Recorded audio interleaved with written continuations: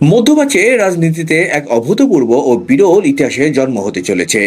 মার্কিন ও ইসরায়েলি আগ্রাসনে নিহত ইরানের সর্বোচ্চ ধর্মীয় নেতা আয়াতুল্লাহ আলী খামেনির মরদেহ মঙ্গলবার ইরাকের পবিত্র শহর নাজাফ ও কারবালায় স্থানান্তর করা হচ্ছে।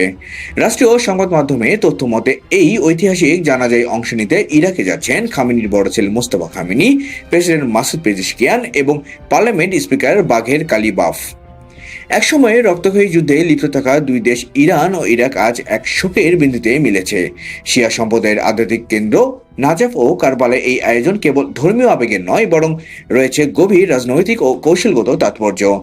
বিশ্লেষকদের মধ্যে এর মধ্যে দিয়ে ইরান মূলত মধ্যপ্রাচ্যে তাদের আঞ্চলিক প্রভাব এবং আদর্শিক শক্তির বার্তা দিচ্ছে।